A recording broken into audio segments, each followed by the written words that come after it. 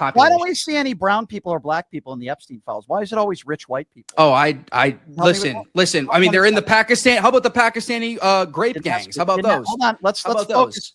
You're all over the place. Yeah, the Epstein files. The Epstein files are a tragedy, and it was mostly Jews, by the way. Jews were overrepresented, like Epstein himself. You are just. Is that true or false? Is it true or false that Jews are overrepresented in the Epstein files, Brian? Okay, so now we're finally getting to why he called me Jew, Brian. Is it true or false? Is it true or false, Brian? False that you're an anti-Semitic piece of crap? Is it true or false? Is it true or false that Jews were overrepresented in the Epstein files? Answer the question. No, you're not going to tell me what to do. Answer the question. This conversation is over if you're not going to shut up. Okay, so first of all, you can't answer questions. Are you going to shut up and let me answer? I want you to answer if Jews were overrepresented in the Epstein files. And I want you to shut up and let me answer and stop interrupting me. Okay, go ahead. Answer. Let's see if you actually answer the question. You white supremacist, anti-Semitic turd, you. Okay, be quiet and let me answer. You condescending little moron. Okay, that's what you are. You're a little bitch. Now let me finish and let me answer. Wait, I thought you didn't name call. I debated is a guy by the name of Benjamin Michael. He's the host of American Orthodoxy. Now on the show, we got into a discussion on immigration. We got into a discussion on brown people, white people, you name it. And I didn't really post anything on that show until recently, but I did notice a tweet that Benjamin Michael put out. I want to play the video first where I asked him his thoughts on black people. Watch this. What do you think about black people? Bro, what do I think about black people? Yeah, just in general. What do you think? Black people? I think black people are created in the image of God. I think that they disproportionately commit violent crime. That's just, so the first thing he brings up is black people committing crimes. So the first thing was the image of God. In the image of God, actually. Yeah. You just lied about what I said. I said the first thing I said is that they're created in the image of God. Mm-hmm. And what was the second thing you said? Yeah, is it true or false that they disproportionately commit violent crime? Is that a true or false statement? Yeah, I think there's a lot of reasons for that. Okay, yeah, socioeconomic? No. In Chicago, it's because like you insulted them. No, I'm refuting no. Because this is what they like to say. They like to say it's socioeconomic. Yeah, what do you think? So he didn't even hear what I had to say. Apparently, I wasn't given the opportunity to do that, and hopefully I'll be able to do that today. So he put that tweet out, and then in that tweet, which I thought was a little bit bizarre, which I will talk to him about, he says, Jewish man Brian Shapiro asked what I think about black people. Now, I got to be honest with you. I've done a lot of shows in 25 years of doing this. Nobody's ever introduced me or said anything to the lines of Jewish man Brian Shapiro joining us on the show. I thought that was a little strange, so we'll get into that as well. But Benjamin Michael, host of American Orthodoxy, joins us right now on the program. I was supposed to debate Benjamin on Friday. Unfortunately, I had some extremely painful kidney stones, but I'm glad I was able to reschedule for today. Benjamin, good to see you. Thank you for coming on. How are you? Likewise. I'm well, brother. How about yourself? Doing better than I was last week. Last week was not a lot of fun, but I am definitely doing a lot better, and I appreciate you coming on. Yeah, joining me. I also want to say I agree with some of the hypocrisy you're pointing out with Nick Shirley, because a similar creator by the name of Tyler Oliveira exposed a lot of welfare fraud in Jewish communities in New York and New Jersey, and he has not gotten nearly the publicity that Nick Shirley gets for the Somali fraud. So I do think there is definitely a double standard on the fraud being exposed. Yeah, just I don't know about that other situation that you were talking about. I can only speak to Nick Shirley, and I think he is an incredible fraud. So I'm glad we agree on that. All right, let me just start with this, and then we'll get into more more pertinent topics. Right? Why do you introduce me on Twitter as Jewish man? I just thought that was a little strange. Well, aren't you a Jewish man? Well, yeah, I didn't know. But I didn't know you were. Are you ashamed of being Jewish? Why would I say I'm ashamed of it? We were talking in the car on the way to the Tim Pool show, and you asked me about my religion, and what did I tell you? You said that you're kind of secular. You don't really abide by religion. But are you ethnically Jewish? Yeah, and I'm not ashamed of it. Why would you think I'm ashamed of it? All I'm simply saying is, then why do you have an issue with me saying that you're Jewish? I don't understand. I think it's very strange because when I introduce people on my show, I've never introduced them by their religion. Nobody has ever done that to me. Well, it's not just a religion; it's an ethnicity too. Okay, well, whatever. But I don't introduce people as black man, blah blah blah blah blah, white man, blah blah blah blah blah. You can if you want. I'm not ashamed of being a white man. I'm a white man. It's not an issue of whether you can, you can't. I never said you couldn't. I'm just saying it's very weird, and I'm trying to figure out why. Why is it? I don't think it's weird. Okay, but why is that? So that's how you introduce everybody in your life, by their Well, religion? identity matters. I think that who you are ethnically, who you are religiously, who you are matters. I think that's relevant to conversations. It helps people understand historical background, Okay, well, I don't think it's context. relevant. I don't think it's relevant to any of my Okay. opinions on anything. I don't. I'm anti-Israeli government. I don't go to synagogue. I'm not a religious person, which you know. We had that conversation. So I just thought it was really, it'd be one thing if I was like a really religious person and I based all my opinions on my religious background, then I would agree with you. Then I think it's that important. But you know that that's the opposite of who I am. So all I'm saying is I thought that was extremely weird and it's not pertinent to the conversation. And I've never been, you're the first person, Ben. I've done probably 1,000 different shows on every platform imaginable, from TV networks to social media. Nobody's ever introduced me as Jewish man Brian Shapiro. You know how they introduced me? Brian Shapiro, host of Pushing the Limits, political commentator. So you have the right to introduce me as Jewish man. All I'm saying is when I saw that on Twitter, I thought it was really weird. No one's ever introduced me like that. And you have the right to do it. I just thought it was very bizarre. That's all. I would never be offended if someone introduced me as a white man. I would never be offended by that. I'm just saying it's weird. I wouldn't think it's weird either. I wouldn't think it's weird if someone introduced me as a white man. You're the only, all right, take it for what it's worth. You're the only person that's ever introduced me as that. And then on your Twitter account, which I know that you're not responsible for all the people or your fans that make comments. They're calling me Jew boy. They're making anti-Semitic comments. And I think that's wrong. That's wrong. And these are some of your followers on Twitter. Am I responsible for every single one of my fans and everything that one of my fans says? Absolutely not. And I'm not saying you are either. Would you also call that out? I agree that I'm not responsible for my fans say. Yes, Do you think I agree that's with wrong for people calling me Jew boy and making anti-Semitic comments on your social media page, people that follow you? Are you I mean, people can do what they want. I don't know. I didn't say that it wasn't allowed. I didn't say that people can't do what they want. I wouldn't do it. I personally wouldn't do it. Will you call out people that are attacking people based on their religion? In this case, me personally, calling me Jew boy and making anti-Semitic comments underneath your comment. But you just said you're not a religious Jew. So is it based on your religion or what? I'm confused. It's based on people making horrible statements about me based on a religion that I am in, even though I'm not a religious person. That's academic. Will you call out and will you condemn anybody on your social media platform? And there are plenty of them that are fans of yours that follow you that are calling me Jew boy, among other things. Will you call that out now? Yeah, I mean, I wouldn't personally do it. I know you wouldn't personally do it, but why won't you call it out? Why don't you say that's wrong? I can't speak for other people. I can just say that I wouldn't do it. What else do you want me to say? I wouldn't do it.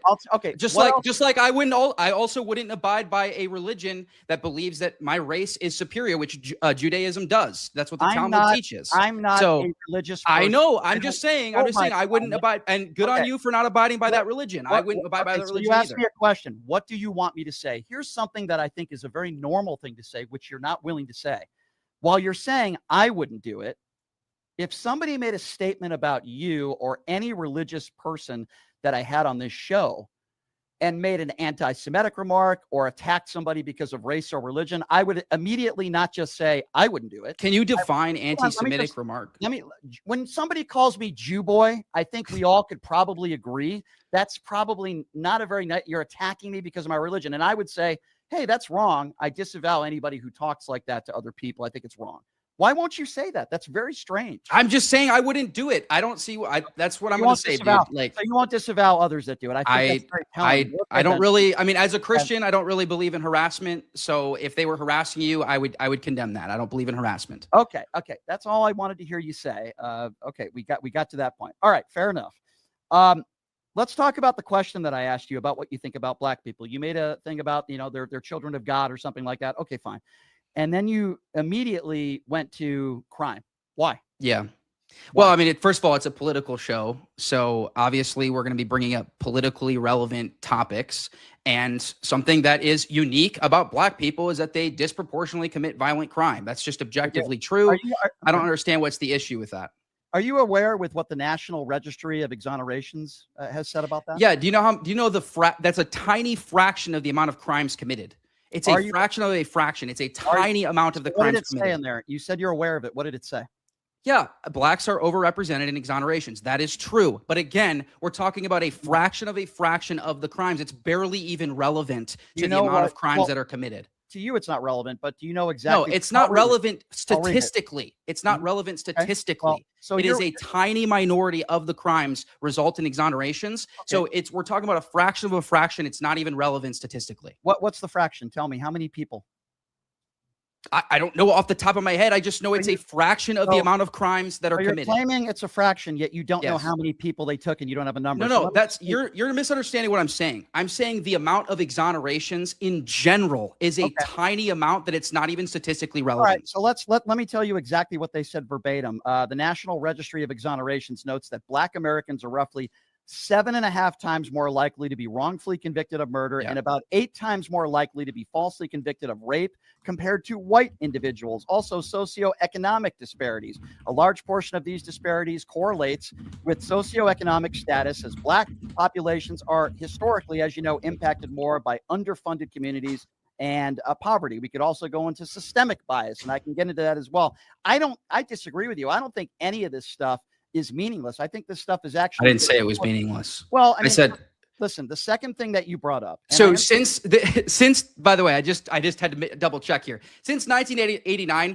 there's been a total of 3,500 exonerations since 1989. That's how statistically irrelevant exonerations are. So this is such a moot talking point that people bring up to deflect from blatant disproportional violent crime being committed by them.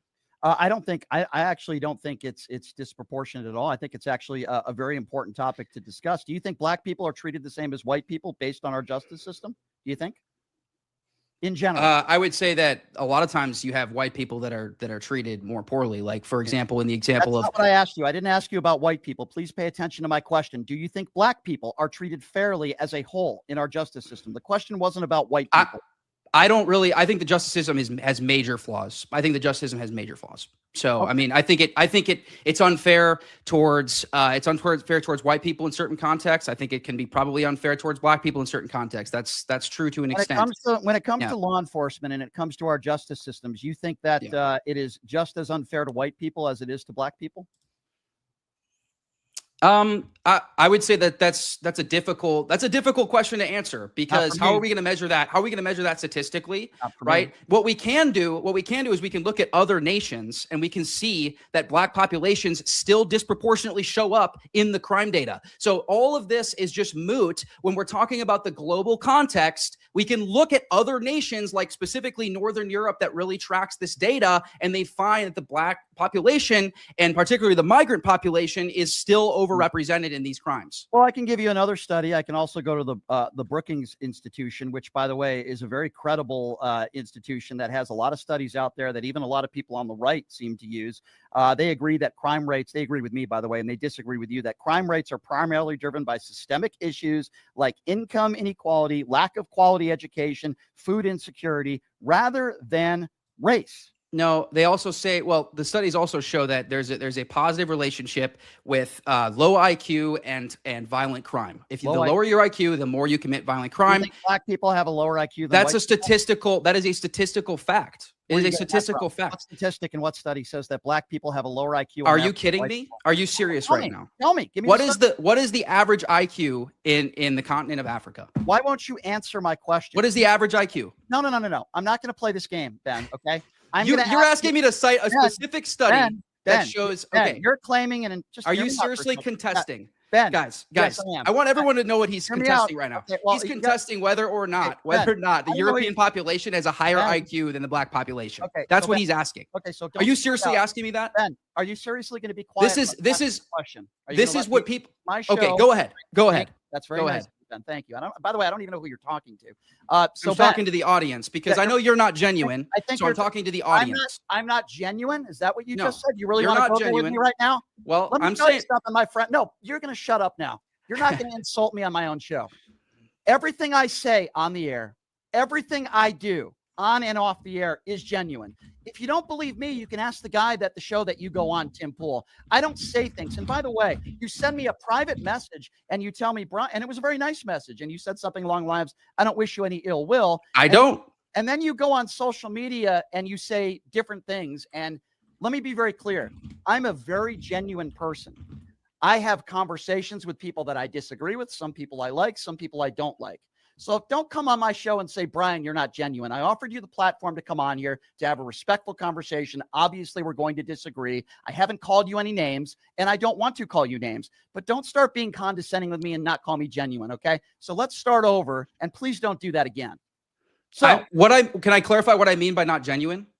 What I mean is I don't think you're going to change your mind. I think that it doesn't matter what I could bring to the table. I don't think you'd ever change your mind. Whereas you're wrong. Hold on. I'll give you an example why you're okay. completely wrong. And I talked about this yesterday. I've talked about this for the last year. I called Mehdi Hassan anti-Semitic a couple of years ago. I thought he was way too critical of the Israeli government. I thought he was anti-Semitic. And I did a little bit of research on the Israeli government. I learned, I studied, I've even apologized to callers. And I apologized to Mehdi, and we exchanged some emails with each other. I said, you know what? I was wrong about you. I'm very critical of the Israeli government. I'm very critical of Benjamin Netanyahu. I'm very critical of what they're doing. I think they played a big role in this war in Iran. I think they played a big role in the war in Iraq under the George W. Bush days. I am very capable of changing my mind on a number of different issues, and this was a big one. And I was wrong. Okay, so if I show you peer-reviewed data that says that the black population has a lower IQ than the white population, will you change your mind? At what study is it? I would have to take a look at the study, and I would have to find out. By the way, plenty of black people I know that are extremely intelligent and accomplished people. Do you understand? Do you understand how data works and how there's things called outliers? So okay, so an outlier doesn't change the fact that something can be normatively true. Okay, so there in 2005 there was a 30-year study published by Rushton and Jensen that showed that there's a 1 standard deviation IQ gap between the black and white population in the United States. There's been multiple studies throughout the years. There was actually a 2026 meta-analysis that did the same thing and found the same thing to be true. Rushton and Jensen? I'm sorry, what was the study you said? Rushton and Jensen, 2005. 30 years of research. Okay, Rushton and Jensen. I'll take a look at your one study, but I completely disagree. You want another one? I'm sure. I mean, I would want to know how many people they studied, how many people they spoke to. It was a 30-year study. Okay, how many people did they speak to in 30 years? How many people did they interview? How many IQ tests were done? These are very important questions. I mean, it's a peer-reviewed study, Brian. You have issues with peer-reviewed studies? I'm asking you specific questions about the study, which it sounds like you can answer. So let's try this again. In 30 years, you can. This is sophistry. This is sophistry. This is just blatant sophistry. Guys, anyone can fact check. Anybody can go and look. Anybody can go and look and see. I don't want to hear, Ben, you're the one making the case. Okay. So let's try this again. You are making the claim that black people are not as smart as white people on average. I'm saying they have a lower IQ. Which is exactly what that means. So my question to you is, besides just naming a study, which you claim lasted 30 years, my question to you on the study is, how many people did they study? How many black people and white people did they give IQ tests to? It's a very basic question to a claim that you are making, which is, by the way, a very serious claim, and I would consider a very insulting claim. I'm asking you about the study. You find science to be insulting? So tell me how many people they do you find science to be insulting, Brian? Hey, Ben, I need you to focus, okay? This isn't science. I need you to focus. How many people? It was millions of people. They literally studied millions of people. Okay. So in the Rushton and Jensen study, you are claiming that they studied millions of people. Yes, they studied millions of people, and they're specific, and they cited specific example of 23,596 black people. That's how many black people they tested. Okay, so they tested 23,000 black people on their IQ. Okay, let's go with that. Over 30 years, they tested 23,000 people. How many black people are living in the United States of America right now? Oh my gosh. Do you know how data collection works? Do you know how data collection works, Brian? This is sophistry. This is sophistry. This is such a moot point. This is white supremacy. How is it? I'm going to ask the same question again. Ben, I'm going to ask the same question again.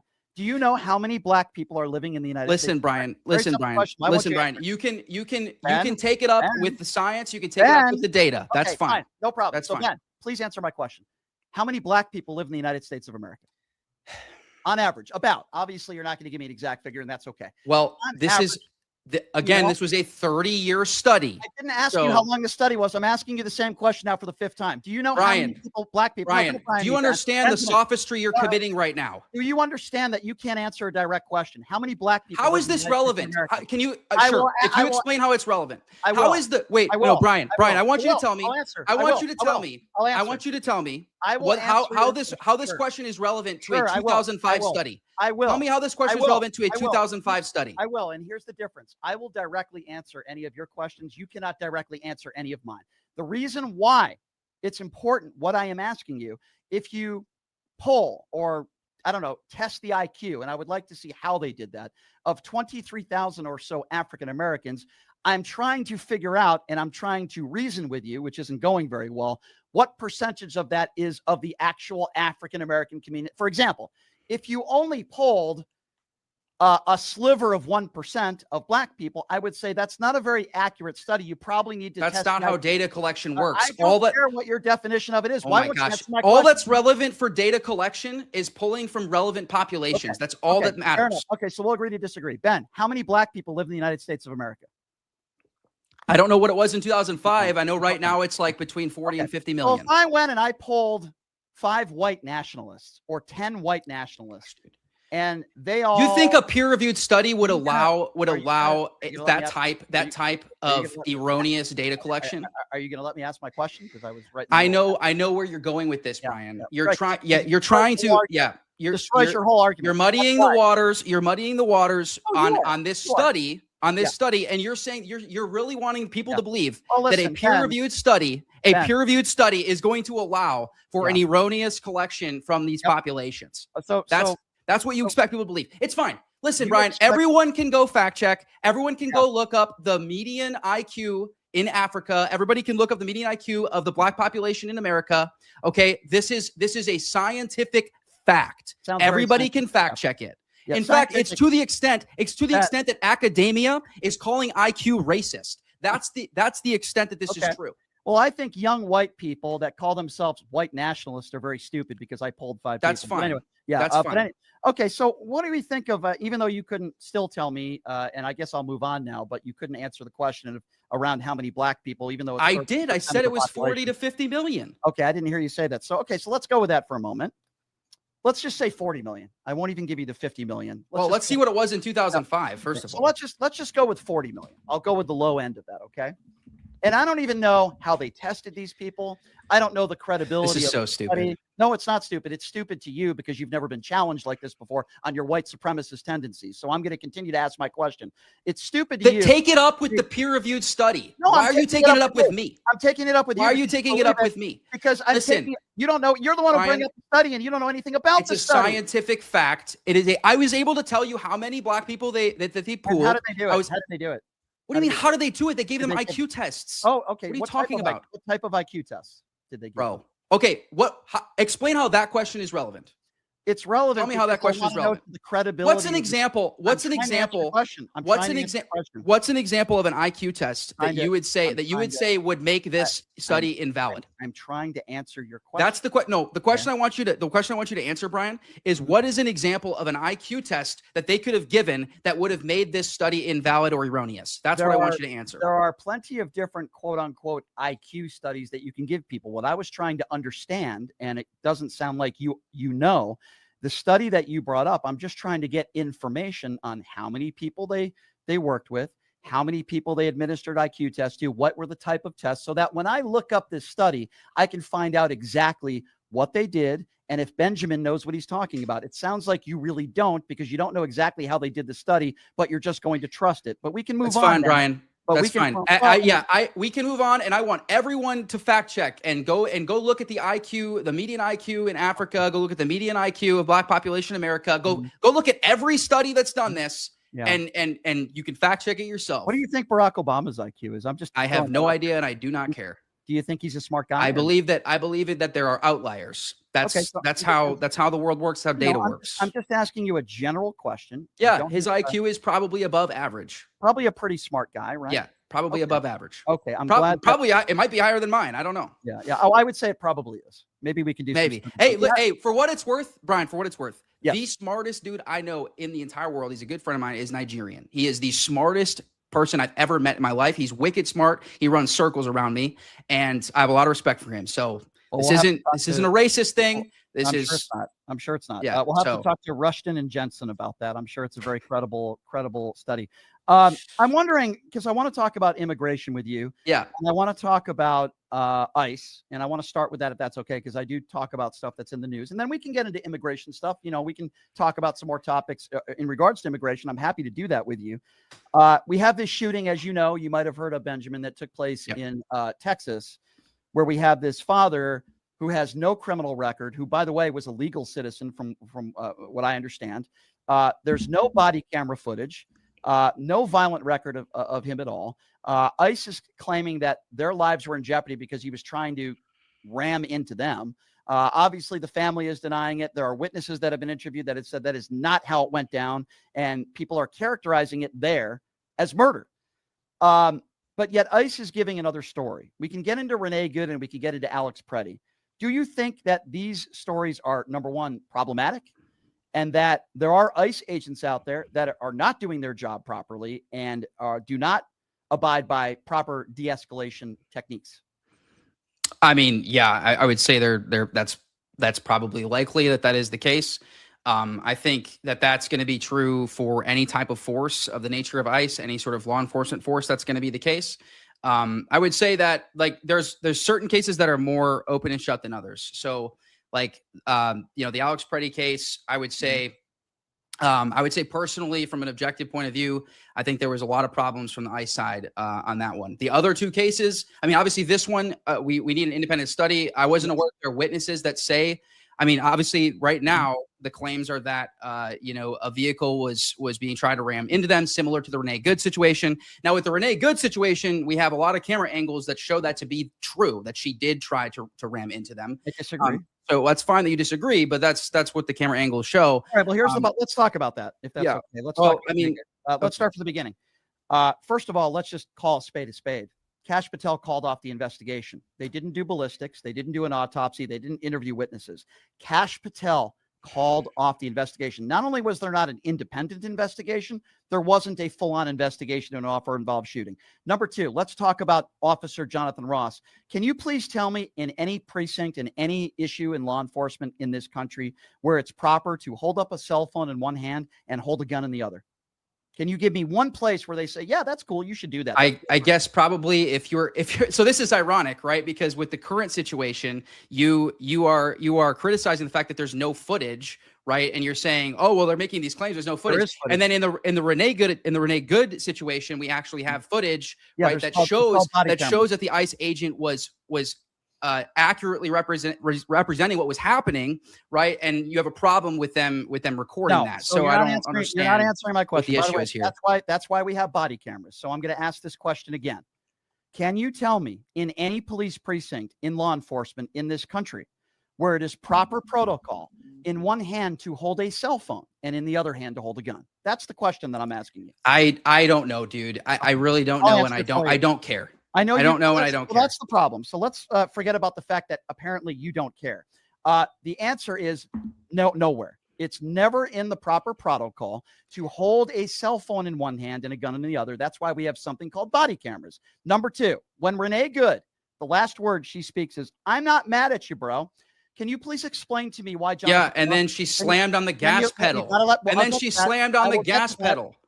I promise you, Ben, I'll get your opinion on that, and I'll get to you. I'm going one step at a time.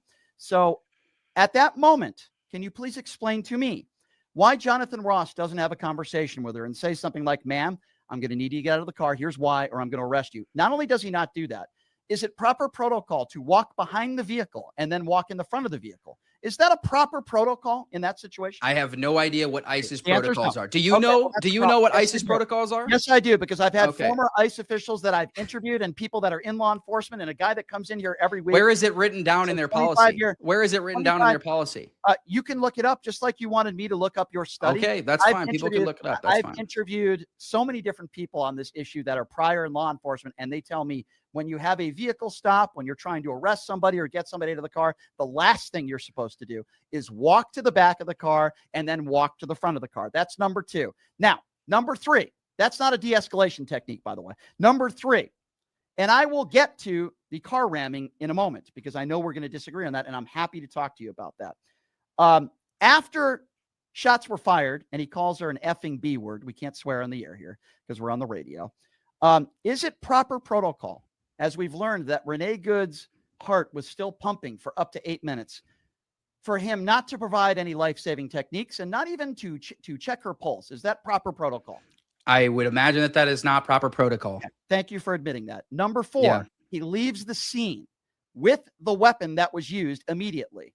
Doesn't check himself into the hospital. There's still no evidence of any medical records. They claimed by 2 unnamed sources that he had internal bleeding. Yet the next day, the Daily Mail took pictures of him lifting heavy stuff out of his house and moving. So is it proper protocol to leave the scene of an officer-involved shooting almost immediately without even doing an interview, without even talking to anybody? I don't know if it's proper protocol. What does any of this prove, Brian? Can you get to the point? Can you get to the point? Sure. Can you get to the point? The point that I am trying to make is they did not abide by proper protocols. Okay, great. So now, what? Let's talk about the car. So what? Okay, so you don't think that law enforcement should go by their training and go by proper protocols? I said, there's going to be abuses in any sort of law enforcement force. There's going to be abuses. That is a fact. That's what happened here. That is a fact. Okay, so now that I provided you the facts, now let's go to the car. The New York Times did freeze frame. Brian, can I just grant whatever it is? I literally don't care. Like, can we move on to the actual meat and potatoes of this? Yeah, I am. I don't care. I do not care about this. Okay, so let's move on. I will grant whatever you want me to grant. Okay, so I can grant that ICE. I can grant that all 3 cases. Ben, I was getting to the point that we're going to disagree on, which is the okay. car. Okay, that's exactly what I was getting at next. I just wanted to provide. No, I'm saying not even that is relevant, Brian. I'm saying not even that is relevant. There's such I want to get to the big picture. I want to get to the big picture of why ICE is even necessary. Okay, why don't you want to continue this conversation? I find because I don't care about this. Is such a tiny issue to me. I don't care. I think there should be an independent investigation. I'm not a supporter of Kash Patel. I'm not a Kash Patel apologist. You were okay. I didn't say you were. But you brought up Kash Patel. You said he called off the independent investigation. You said that she tried to strike him with the vehicle. I was getting to the point. Which is true. Is it true or false? Okay, so let's continue. Is that true or false? That's what I'm getting at right now. If you could let me continue the conversation. The New York Times did freeze frames before Renee Good moves her car forward. Before the car actually moves forward, she completely turns the car to the right. How do we know that? In the freeze frame of the footage, we see the tires that are completely moving at this angle. Now, she might have grazed him. And why do I say grazed? Because he kept the cell phone in one hand. He had his gun in the other hand. He wasn't even struck to the ground. Now, if I'm Renee Good, Ben, I would have gotten out of the car. I wish she got out of the car. I wish she didn't try to drive away. I'm not defending that behavior. I would imagine she was very scared, but I'm not going to defend that. But she also didn't deserve to be shot and killed. And it is embarrassing when I hear, and I'm not saying you're doing this, when I hear people defend the Trump administration, there was no full investigation. I'm happy to hear you say there should be a full independent investigation. I think that's really important. There is one in the Alex Preddy case. By the way, unarmed man, which I think we both agree on this, shot in the back. It was horrible. And then you had Stephen Miller, who called him an assassin. You had Kristi Noem and Stephen Miller after the Renee Good shooting, calling them domestic terrorists. Can we just agree on that that's wrong? I mean, we can agree. Sure, we can agree that that was probably unwise of them to say. But again, there's a bigger picture that is relevant here that I want to get to as to why all of this is necessary. Because the reason why we're in this position is because of the cultural discohesion, the mass migration that has been permitted by previous administrations. That's why we're in this. That's why we're in this position at all. So I want to get to that big picture. All right. Of course, I'm granting you abuses with ICE. All right. I literally do not care. Because once again, we're talking about tens of millions of illegals that are here that have been permitted to come here by previous administrations. I get what you're saying, but it rubs me the wrong way when you say you don't care about innocent Americans dying. I mean, that's not what I mean by I don't care. That's not what I mean by I don't care. What you mean by that, please? What I mean by I don't care, in hindsight of the big picture, I don't care in the sense that this type of stuff is going to happen at small levels. Of course, this happens. Probably similar abuses happen in law enforcement across the country on a pretty regular basis. Would you agree or would you not agree? Are you talking about police malpractice? Sure. Or okay, so here's my answer to that. Yes, across the country, you're going to see abuse when it comes to law enforcement, but here's the difference. You have the President of the United States and the DHS that are covering it up, particularly in the Renee Good situation. It is a cover-up. You have Bavano, who was once running it. and leading ICE, who was forced into retirement. You have Kristi Noem, who was forced out as well. And now you have Mark Wayne Mullen in there, whose only life experience is taking over his father's plumbing business. So that's why this is a very different circumstance. I agree with you that there's, law enforcement, there's issues that happen all over the country. I would talk about George Floyd, for example. That's a perfect example to me. And I'm sure we might disagree on that, but that's, extreme measures are necessary to resolve extreme problems. And right now, mass migration is an extreme problem. And so, yes, extreme measures are going to have to be taken. Not right now. It's been an extreme problem for decades and decades and decades. Since 1965. Absolutely. Yes, that's decades and decades and decades. Yes. It's a problem that on the left and the right that they haven't been Correct. able to be able to. I will say this, Obama deported a lot more people. I agree. Donald Trump has. Have you given him credit for that? No, I've said this. I've called this out. Listen, this is one of the biggest things that I've called out about the Trump administration is lack of mass deportations. I will say, however, though, according to Brookings, we have net negative migration for the first time in modern American history. We didn't have that under Obama. So net negative migration for someone like me who cares about demographic replacement is a huge priority. And in fact, it's pretty much the only reason I voted for Trump. I don't support like hardly anything that Trump does, especially his foreign policy. But what I do support is him bringing migration to net negative for the first time in modern American history. And so that's why I voted for him. That's why I support him. And that's why issues like this I find to be very trivial, Brian. I'm not going to lie. Small abuses by ICE, even if I grant all of them, they are minuscule in hindsight of the bigger picture, which is demographic replacement. So, I disagree with you, and here's why. And then we can move on. If I went up to Renee Good's kid and I said, okay, I know you don't like to humanize things, but I'm sorry. No, this is sophistry, Brian. This is sophistry. No, it's not. So what if I said, well, what if I walk up to the families of the victims of illegal immigrants who commit crime? All horrible. What about then? What about then? Oh no, a crying baby. We can't have a civilization. Ben, let me respond to what you just said. Okay. If somebody came up to me and somebody was killed by an undocumented immigrant, it would be the same reaction I would have to Renee Good's family, which is, I am so sorry for your loss. It's horrible. We need to investigate and see how this happened. We need to make sure it doesn't happen to somebody else. My thoughts and prayers are with your family. Here's what I wouldn't do.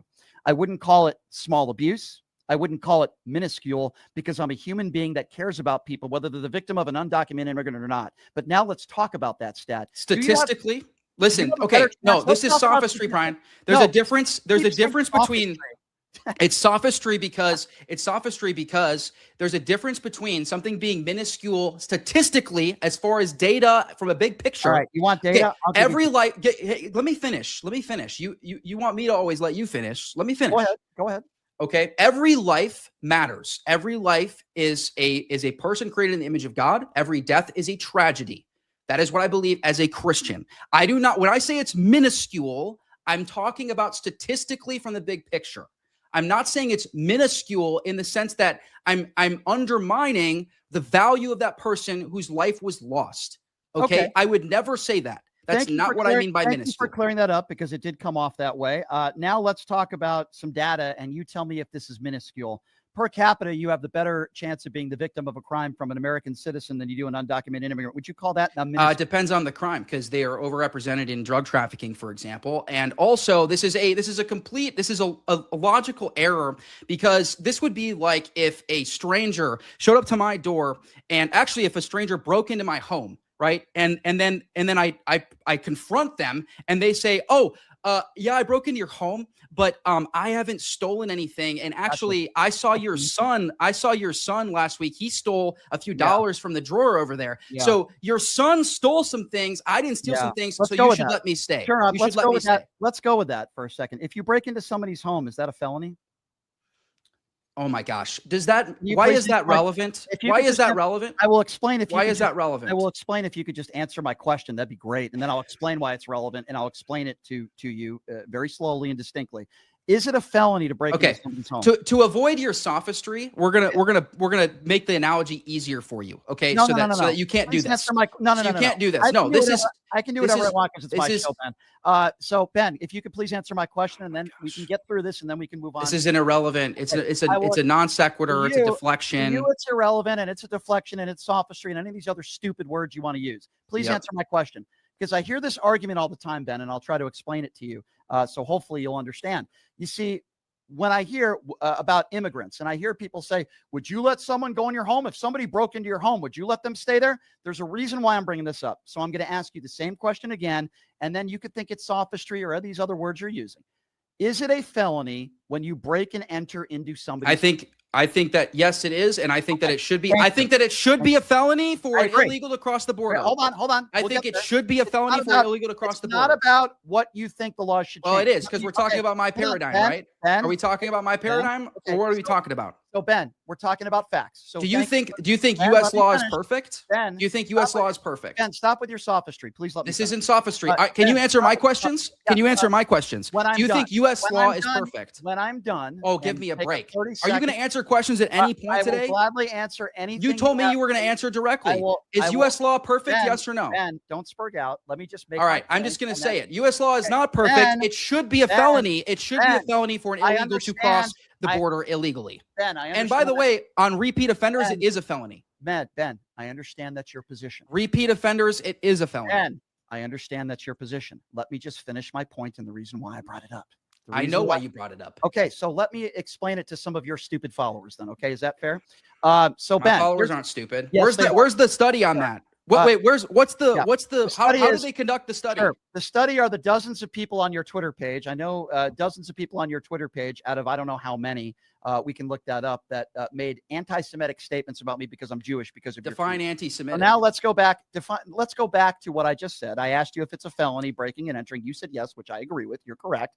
Right now, entering this country illegally, regardless of what Benjamin's opinions are, it is called a misdemeanor. So when you falsely equivalent breaking into somebody's house to somebody crossing the border illegally, it is a false equivalency. No, it's not. Because yes, it is. It's a misdemeanor if you come into my analogy has nothing to do with U.S. law. My analogy has nothing to do with U.S. law. House, then. My analogy has nothing to do with U.S. law. It's not breaking into somebody's house then. Because it's clearly a violation of that person's property. No, it has nothing to do with the level of crime. It has nothing to do with the level of crime, Brian. I don't care about the level of crime. The point is that it is a violation. It is a violation of the point of the analogy. And let me make this easier for you, okay? If a stranger shows up at your door and asks you to come in, so they haven't committed any crime, if they ask you to come in and they say, here's my crime record, I've never committed any crimes, and I saw your son last week steal a candy bar from the store. I've never stolen a candy bar from the store, so you should let me in. Does that sound insane in its logic? Of course it does, because it is insane. But this is the logic you're using when you say, oh, American citizens commit crime at a higher rate than illegals, which is not true in all cases. First of all, it's not true in all cases, but also, like I brought up, drug crime, they overrepresented in drug crime. But also, it's flawed logic to begin with, because I'm not responsible for those people.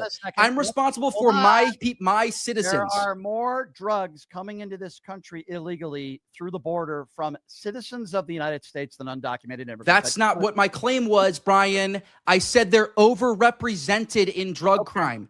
Okay. So again, my statement is still true. Per capita, you have the better chance of being the victim of a crime from an American citizen than you do an undocumented immigrant. That's number one. That is true because of the African-American population. Yes. Of course. I know all black people bad. I know that's where you're going with. Yeah. And we know that. We know that because in Europe, you don't have the same problem. In Europe, it's it's extremely high levels of migrant crime, and because they don't have to deal with the heritage black population. Why don't we see any brown people or black people in the Epstein files? Why is it always rich white people? Oh, listen. I mean, they're in the Pakistan. How about the Pakistani grape gangs? How about those? Hold on. Let's focus. You're all over the place. Yeah, the Epstein files. The Epstein files are a tragedy, and it was mostly Jews, by the way. Jews were overrepresented, like Epstein himself.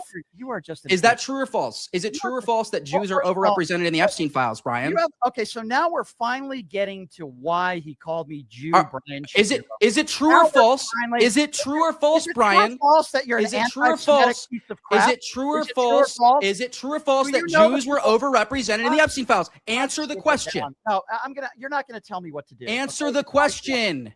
This conversation is over if you're not gonna shut up. Okay. So first of all, You can't answer don't know. questions. Are you gonna shut up and let me answer? I want you to answer Okay. if Jews And were I want you to- overrepresented in and the I Epstein want you- files. And I want you to shut up and let me answer and stop interrupting me. You Okay, white go ahead. Answer. Let's see if you actually answer the question. You white supremacist, anti-Semitic turd, you, okay? Be quiet and let me answer, you condescending little moron, okay? That's what you are. You're a little bitch. Now let me finish and let me answer. Wait, I thought you didn't name call. Didn't you say earlier that you don't name call? I never said I didn't name call. I said at that point in the interview I hadn't name call. Oh, I see. Statement that Jews, it's all Jews in the Epstein files. I didn't say all Jews. Now you're lying about me. Now you're lying about me. Most people in the Epstein files are Jews. Did you I not? said they were overrepresented. I corrected myself. I said they were overrepresented.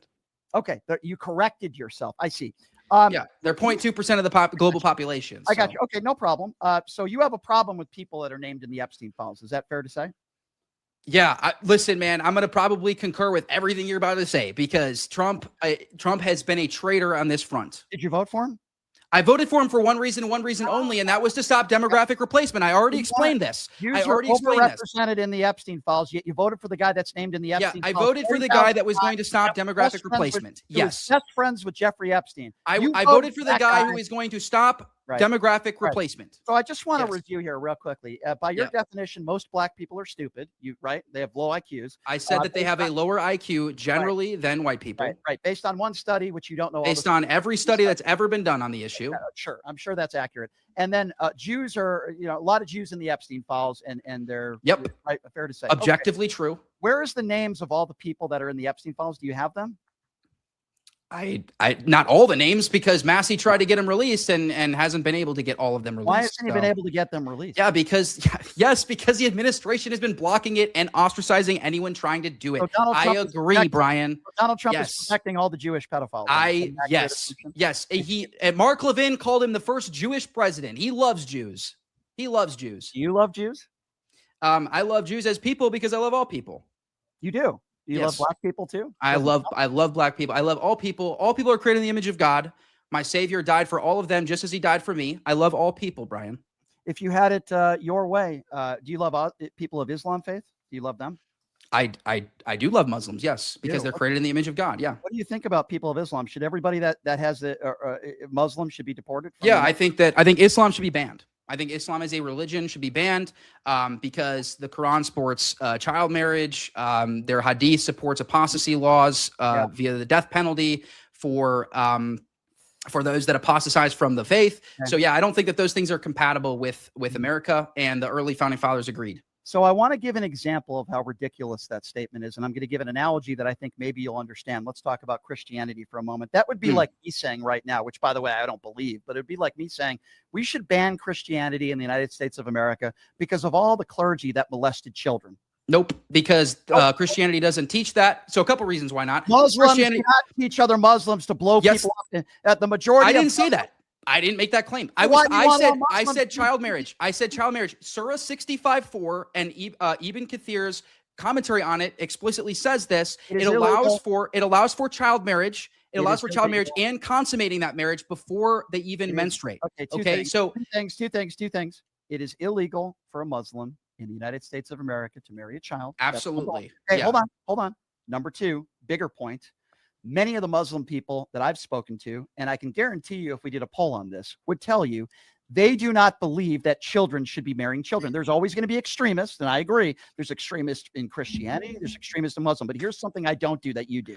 You take a generalization of an entire group of people. You do it with black people. You do it with Jews. And you certainly do it with Muslims. And you think that just because there's an extremist movement within Muslims, and there are people that are crazy within every religion, that we should assume all Muslims believe the same way. You are complicit, and it's a very idiotic. You must be unfamiliar with Islam. They have a doctrine called taqiyya, and what taqiyya teaches is that they can lie about what they believe until they get into positions of power, and then they implement it with an iron fist. Okay, so this is what they're going to do. They're going to lie to you. They're going to say, no, we don't really believe that. So you have to be familiar with their scholarship. You have to show them their own own scholarship that explicitly says these are the teachings of Islam, that they do support child marriage, and that it is inherently a terrorist religion, which is why the vast majority of terrorist organizations in the Global Terrorism Index are Muslim organizations, not Christian ones. How many Muslim people do you know that you have personal interaction with? I don't really talk. I debate them. They call into my show and I debate them. I didn't ask you about Why that. would I want to be friends with someone that I have zero in common with?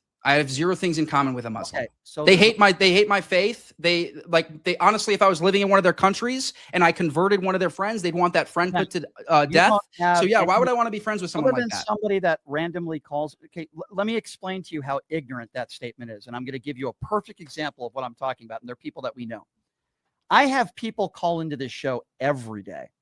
Some of those people happen to be MAGA. Some of those people happen to be very stupid people. However, just because I have stupid conversations with some MAGA people that call into my show doesn't mean that I can't be friends with people that did vote for Donald Trump. Some of the people that you know on the shows that you do happen to be friends of mine. So just because people call into the show, Benjamin, and some MAGA people happen to be stupid idiots and maybe some of them bad people, doesn't mean I will generalize everybody who voted for Donald Trump as this. That's exactly what we're doing with Muslims. No, I'm not. Because listen, how you're not Brian. Yeah, because listen, I have no issue. Someone like Myron. I know you probably don't like Myron Gaines. I like Myron Gaines. I think he's funny. I think he's funny. You think it's and funny? Also, hold on a second. Hold on a second. Can you let me finish? No, you're not. Oh my goodness. You're defending Myron Gaines, the guy who's you wanted me to be friends with a Muslim, so I'm talking about a Muslim that I like. He's a Holocaust denier. Oh no, how awful. Like I don't, dude. Like he's funny. He's funny. He's probably joking about it anyway.